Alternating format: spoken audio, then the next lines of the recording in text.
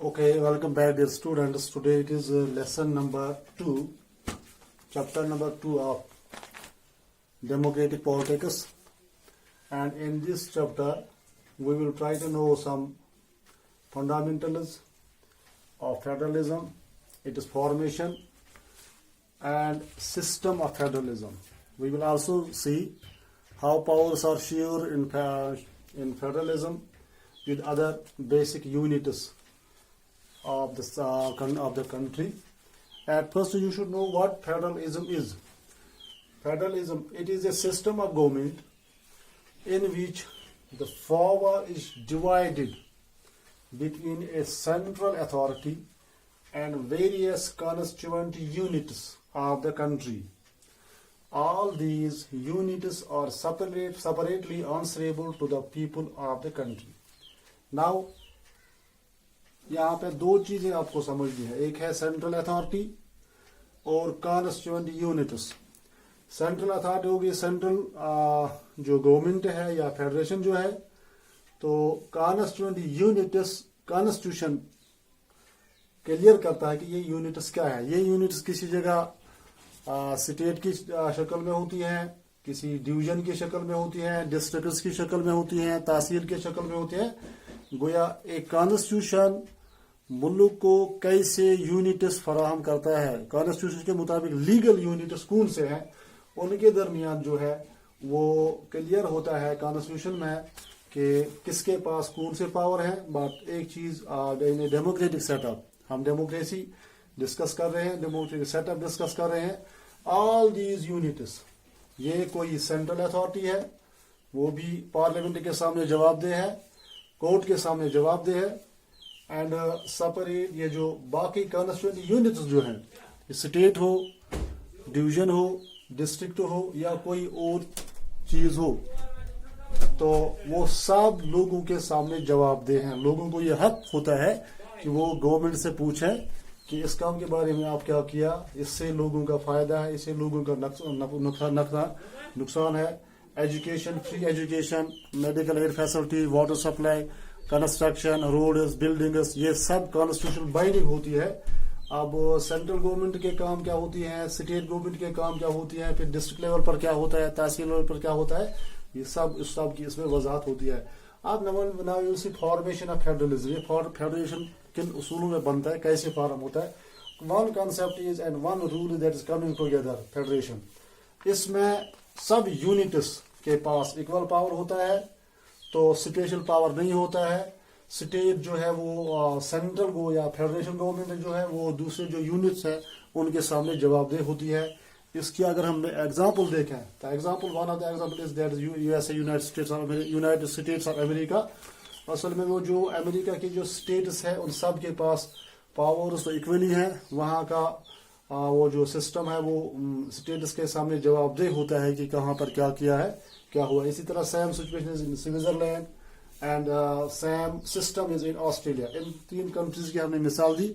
वहाँ का जो सिस्टम है दैट इज कमिंग टुगेदर, वो सब एक जगह जमा हुई है, एक कॉन्स्टिट्यूशन पे उनका इत्तेफाक है कि इसके मुताबिक हम हुकूमत को चलाएंगे, मुल्क को चलाएंगे, लेकिन वो सब एक दूसरे के सामने जवाबदेह होते हैं।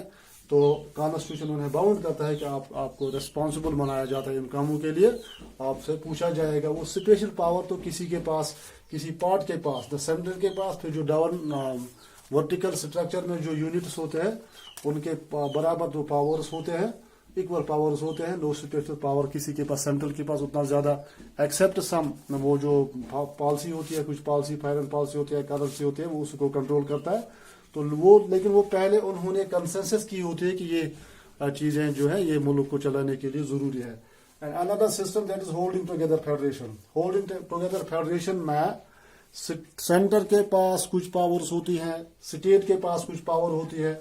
इसकी एग्जांपल अगर हम लेंगे तो that example lies in India, Hindustan में। It is a large country. इसको फिर यहाँ पे ऊपर बात हुई थी कॉन्स्टिट्यूएंट यूनिट्स की। कॉन्स्टिट्यूएंट यूनिट्स जैसे इंडिया की आप स्टेट्स हैं, डिफरेंट स्टेट्स है, 28 स्टेट्स इंडिया की जो है, वहाँ पे चीफ मिनिस्टर होता है, वहाँ पे उनका सेंटर की तरफ से रिप्रेजेंटेटिव गवर्नर होता है। गवर्नर ये देखता है कि कैसे हुकूमत चलती है, लेकिन उसको उसमें मुदाखलत करने की इजाजत नहीं होती है। स्टेट गवर्नमेंट आजाद है, स्टेट गवर्नमेंट किस तरीके से काम करते हैं constitution has provided them limitations, constitution के मुताबिक उनको अपना काम निभाना होता है, अपना काम पूरा करना होता है।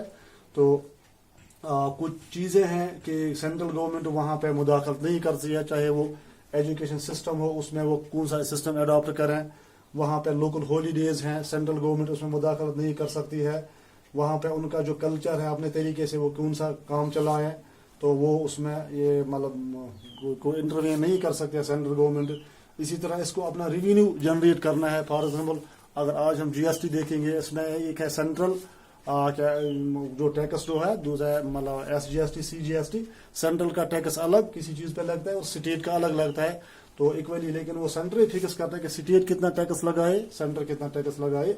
ये सिस्टम जो है इंडिया में है और स्पेन में है और बेल्जियम में है। तो इसमें स्पेशल पावर्स होते हैं वो फेडरल गवर्नमेंट के पास है।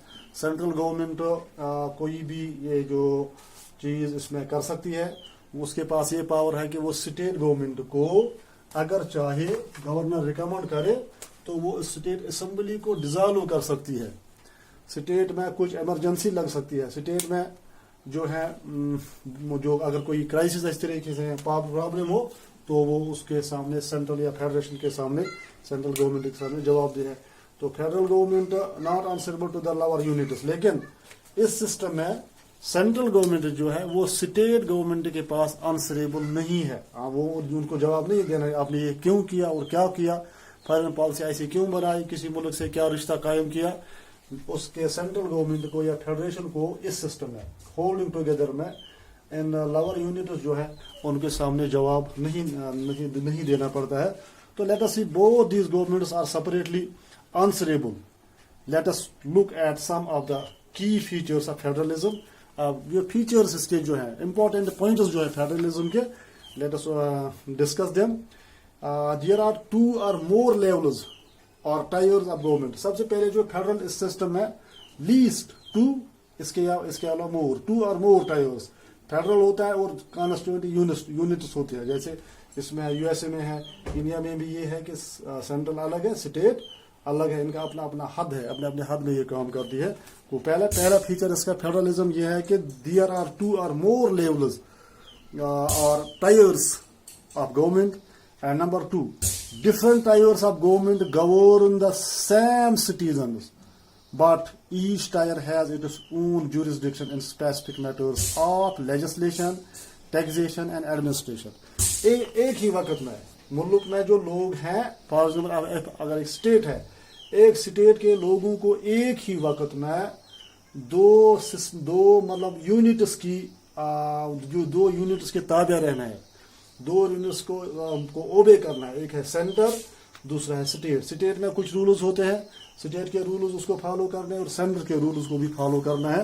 तो गोया 2 चीजें हैं, एक तो इसमें 2 यूनिट्स कम से कम होते हैं, दूसरा है कि स्टेट और सेंटर के रूल्स सिटीजन को मतलब फॉलो करने पड़ते हैं।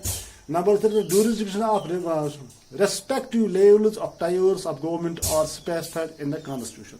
अब किसके पास क्या रूल है, सेंटर के पास क्या है, फेडरेशन के पास क्या है, स्टेट के पास क्या है, या 52 जो यूनिट्स हैं उनके पास क्या है, ये कॉन्स्टिट्यूशन क्लियर करता है कि किसके पास क्या रूल्स होने चाहिए।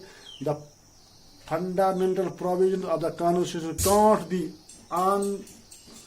unilaterally changed by one level of the government.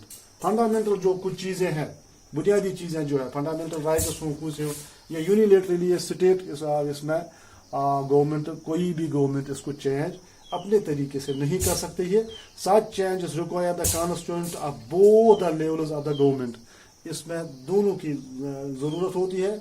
अगर कहीं पे कोई कानून पास होता है, फिर स्टेट के पास इतना प्रोविजन है कि वो इसको इम्प्लीमेंट करे या न करे। अगर उसे लगता है कि लोगों के फायदे के लिए तो इम्प्लीमेंट कर सकती है, अगर उसे लगता है कि स्टेट के लोगों के फायदे में ये नहीं है, सेंट्रल ने इसमें कुछ ज्यादती की है, तो उसके लिए जरूरी नहीं है कि वो उसे इम्प्लीमेंट करे। And number 5, courts have the power to interrupt the constitution and the powers of different levels of government.